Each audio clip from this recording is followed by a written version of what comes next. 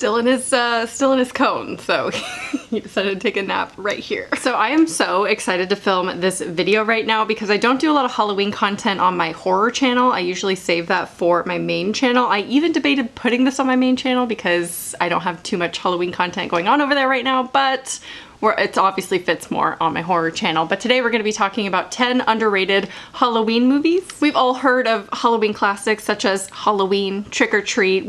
There are certain movies that come to mind for everyone when you think of traditional kind of Halloween movies. So I wanted to make a list of ones that maybe you didn't know were actually Halloween movies, or just a reminder that, hey, these are actually Halloween movies. And just like more underrated ones that you don't think about or maybe haven't heard of. Hopefully you haven't heard of some of these, and it'll give you some more Halloween movies to watch this October. They're not all straightforward Halloween movies, but they all take place on or around Halloween, so I consider them Halloween movies. How many times am I gonna say Halloween? But before we get into it, this video is sponsored by NordVPN. We got another sponsor, guys. I'm very excited. In case you've never heard of a VPN, it stands for Virtual Private Network, and it is basically added security and privacy when using the internet. It's super helpful these days to prevent hacking, and added security when you're browsing the internet. Also, if you're, traveling or using public servers and things like that, it's really important to have a VPN. But what I think is the best thing about NordVPN is that you can change your location to other countries in the world and access their streaming services and access their different catalogs, because things like Netflix are notorious for having different catalogs from other countries.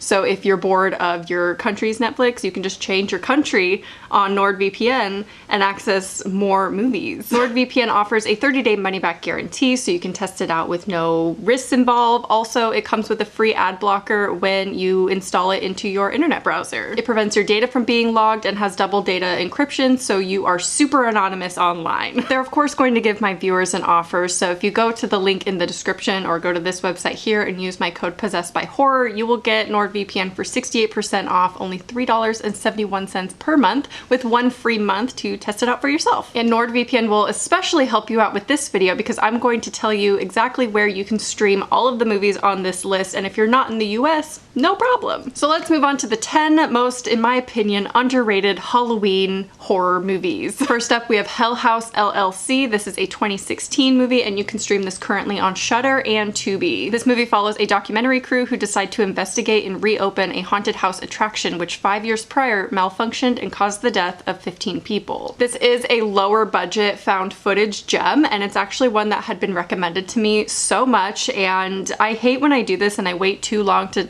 watch movies and then I discover them and they become instant favorites, and then I already did a video where it's relevant and then I don't talk about it again, but I'm glad I get to talk about it now. Sorry it took me so long to finally watch Hell House LLC. I'm obsessed with it. I have not yet watched the sequels, but those are also, I believe, on Shudder and Tubi. Now, lower budget found footage movies are not going to be for everyone. Just in general, found footage isn't for everyone, but I think this is such a well done low budget found footage. They did so well with the budget and what they did with the effects and the actual scares. It's genuinely scary, and not just for a low budget movie. I think this was a really effective movie just in general. This does take place in a real life haunted attraction in Pennsylvania, which I think adds so much to this. So they didn't actually have to construct and use a lot of their budget on constructing a haunted attraction. They already had one available, which I think makes this movie, because the setting is gorgeous if you think haunted attractions are gorgeous.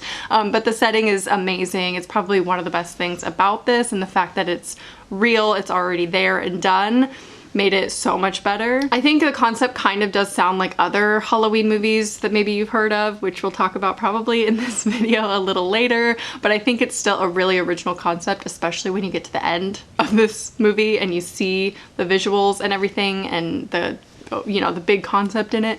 It's really, really cool. Next up, we have Rob Zombie's Halloween, and this came out in 2007, and it is available to rent or buy on Amazon Prime. Now, this is a very unpopular opinion because I think this is probably my favorite Halloween movie, which that's very unpopular, and also one of Rob Zombie's best movies, another unpopular opinion. This movie follows Michael Myers after spending almost 20 years in a mental institution for killing his sister. He then breaks out and begins stalking his younger sister, Laurie. So this is a reimagined telling of the original Halloween story, and it is not necessarily related to any of the franchise. It ignores all of the sequels in between the first, basically this doesn't even relate to the first one that much. This is its own entity. It doesn't even really fall anywhere in the Halloween franchise. And John Carpenter, although wasn't excited about Rob Zombie kind of remaking his movie, he did say to make it his own. So Rob Zombie kind of had free reign to do whatever he wanted with the story,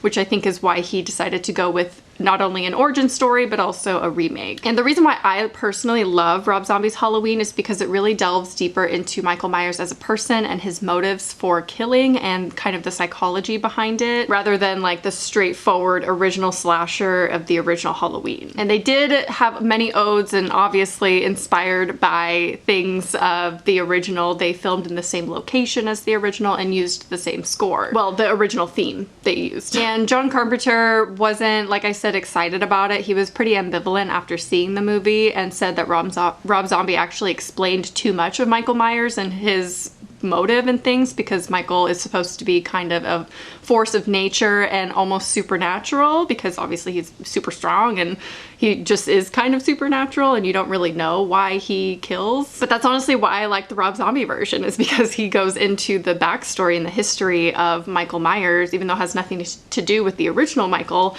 it still is a really good origin story in my opinion. Also, I've never been obsessed with the original. I didn't grow up watching it, and it's not my favorite slasher at all, so I think that's why I personally like the Rob Zombie rendition a lot.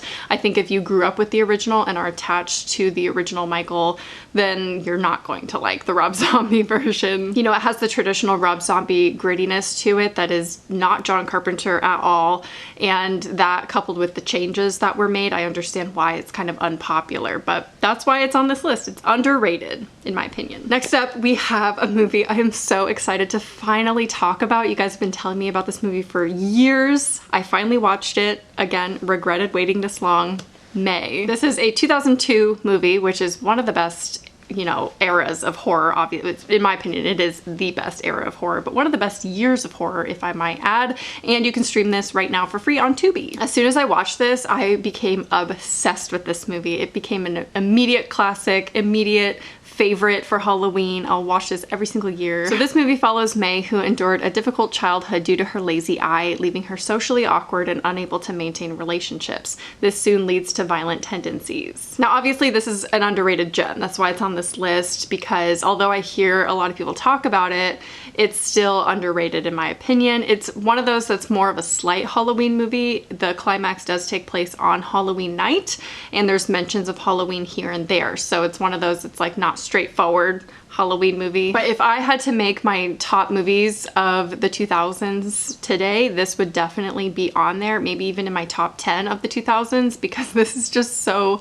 good and I'm so mad it took me so long. I think this is one of the most original and exciting slashers that I have seen probably ever, and it does not rely on horror tropes at all, even though some of it can be kind of predictable. But there's actually some really disturbing scenes in this that made me very uncomfortable. Obviously the point of this video is to give you guys more recommendations, but if you're going to watch any movie on this list that you haven't seen yet, please watch May. Next up we have Murder Party, which is another 2007 horror movie that is available for rent or buying on Prime. So this follows a man who gets an invitation for a Halloween party only to arrive and realize he's attending his own murder. So this is actually written and directed by Jeremy Saulnier, which is one of my favorite directors. He's also known for Blue Ruin, Green Room, and Hold the Dark. All amazing movies. Highly recommend all of them. This is one I would say, although there's gore in it, it's a horror comedy. So it's one of those that's a little bit lighter if you're looking for something that's a very straightforward Halloween. I mean, this is very Halloween-y.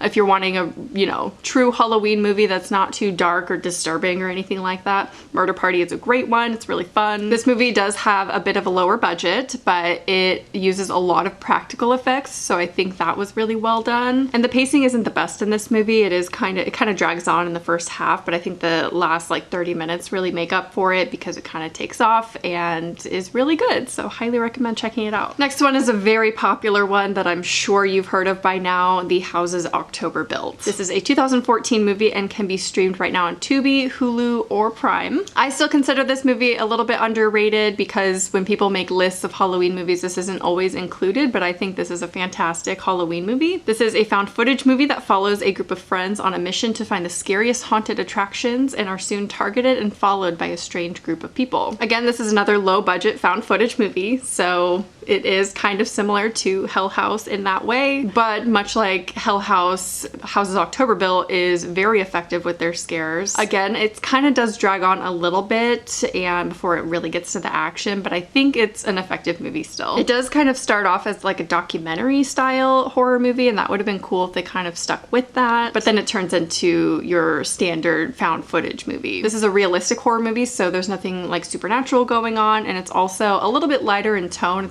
It's not as scary as other ones on this list, I would say, so another one that's good if you just want kind of a lighter movie, but still like a horror movie. Next up is one of my favorites on this list, probably top 2 with May in this list, and that is Scary Stories to Tell in the Dark. Now this came out last year and you can rent it or buy it on Amazon Prime. This is set in 1968 and follows a group of friends who discover a book of stories written by Sarah Bellows, who continues to write individual stories featuring each one of them. So I do have issues with this movie. It wasn't perfect, but I do think the monsters and the actual retelling of the stories in this were really good. They made some changes that I wasn't a huge fan of, but the actual monsters were amazing. They used practical effects for almost all of them, which is a little bit of CG. The big picture story, the main story throughout the movie is not that strong. It's kind of lame. I wish they had done something more like an anthology with this movie, given the books are anthologies, but they had Guillermo del Toro as a producer on this, and I think his touch on this just added that extra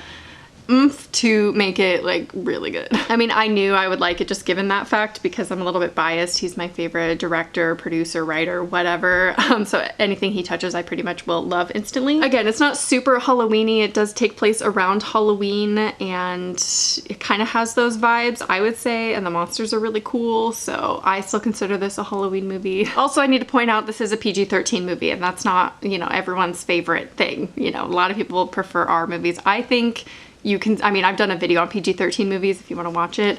This would definitely be included in that video now of like my top PG-13 movies, because you can still have really effective scares and scary monsters without having it be super gory and R-rated. Gore does not equal scary. Next up, we're going to talk about Haunt. This is another movie that came out last year and it is a Shudder exclusive. And yes, this is another movie that is set in a haunted attraction. It's a little bit overdone now, but I'm not mad at it because I love movies that are set in haunted attractions. It scares the poop out of me. I don't like going to haunted houses at all in real life, in case you didn't know.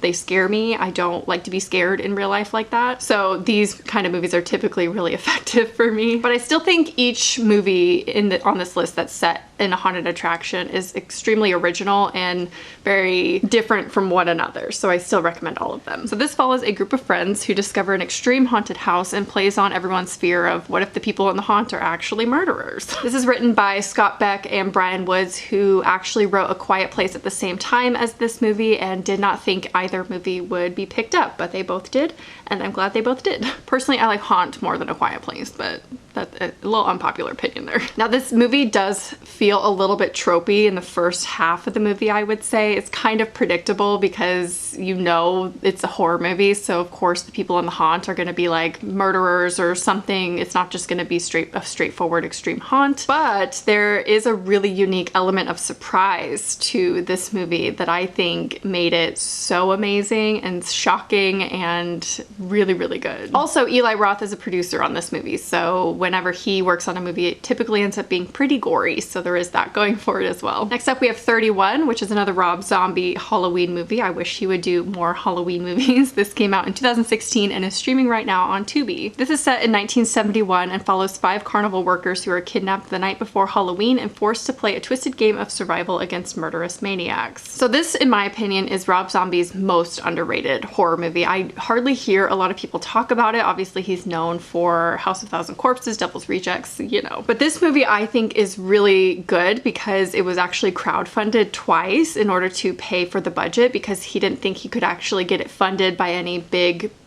producers or big studios or anything like that. So the fact it was crowdfunded so he could do whatever he wanted with it, I think gave him a lot of freedom, thus made it amazing. He was actually inspired to make this movie after hearing the statistic that Halloween night is the night that most people go missing out of the whole year for some reason. This movie, I would say, has some of my favorite slasher killers in the genre because they're so unique and so original in this, and the fact that he wrote so many of them into this movie is amazing. I would love to see spin-offs of all of them. Like I say every time I talk about Rob Zombie, he has a specific filming style that is not going to be for everyone. This, again, is no exception. It's a Rob Zombie movie, so. But definitely check it out if you haven't yet, even if you don't really like him or his style. I think this is one of his most unique movies and most underrated. Next one is another well-known Halloween movie by now. It has a cult following, and that is Terrifier. So this one also came out in 2016 and is available to rent or buy on Prime. It used to be on American Netflix and they took it off. They really need to put it back because it's almost Halloween. So this follows a murderous clown as he terrorizes 3 young women on Halloween night. Now I think some of the acting in the story is famously bad because it's a very cheesy kind of movie in that way. But Art the Clown soon became a favorite killer for many people, I think, after watching this. Some critics say that it feels kind of like a throwback to 80s B horror movies, which I think is so accurate. It definitely has the essence of that kind of feel of 80s, kind of bad 80s slasher movies, but with the uniqueness and originality of a 2016 killer, I guess, of Art the Clown. I think he's really thought out and really an amazing slasher killer, which is why I highly disagree with another critic that said that this movie lacks originality. Where is it missing originality? Yes, the actual tropiness of the killings and things like that, yeah, that's pretty unoriginal, but Art the Clown? Have we had another clown like that? I don't think so. This movie does have a lot of gore. It is very over the top. I think it's a great one to watch with friends if you are having friends over this Halloween. I don't know if you should, but it is done with practical effects and actually has some pretty disturbing scenes in it as well. So it's not going to be one of those that's like more lighthearted, even though it appears to be that at first. It does have some disturbing factors to it and a lot of gore, so. All right, lastly, we're gonna be talking about Ginger Snaps, which came out in 2000. It is the oldest movie on this list and is streaming right now on Tubi, Prime, Vudu, and Crackle, so you got lots of options. And 3 of those are free, so no excuse not to watch Ginger Snaps for Halloween. This is a Canadian horror movie that follows 2 sisters that are obsessed with death when one of them is bitten by a werewolf and begins her own transformation. Now, I think this is an underrated movie in general, and it is set around fall time and Halloween, like all these movies are, so it definitely has the essence of Halloween and fall and just has those like good vibes. And I think everything about this movie is super top-notch, high quality. We have Katharine Isabelle acting as Ginger, and she is phenomenal in everything that she is in. And also they strictly used practical effects throughout this whole movie. They did not want to use any CGI, which I think was a great choice given the year it came out of 2000. I think the fact that they used practical effects in this makes it timeless of a movie and how you can watch it any year and still really love it. Some say that this is a really original coming-of-age movie where they kind of compare lycanthropy with puberty in women and kind of has some interesting feminist commentary if you want to look up some stuff about that if you've seen it. But it is my favorite werewolf movie, hands down. And although I'm a little bit biased because my favorite horror movies typically are early 2000s teen horror movies, creature features are not really my thing. I think this is one that obviously has a cult following, but I think also one that everyone should see. So those are my top 10 underrated Halloween movies. I would love for you guys to list your favorite Halloween movies down below. They don't necessarily have to be underrated. I just want to hear about some Halloween movies that we can all watch throughout the month of October. Year round too. I watch Halloween movies year round. And of course, if you want to check out any of these movies and they're not on your country's streaming sites, make sure you check out NordVPN. I will have a link in the description and you can get a deal if you use my code, so go check it out. Make sure you leave some recommendations for Halloween movies in the comments. I hope you enjoyed and I'll talk to you soon. Bye.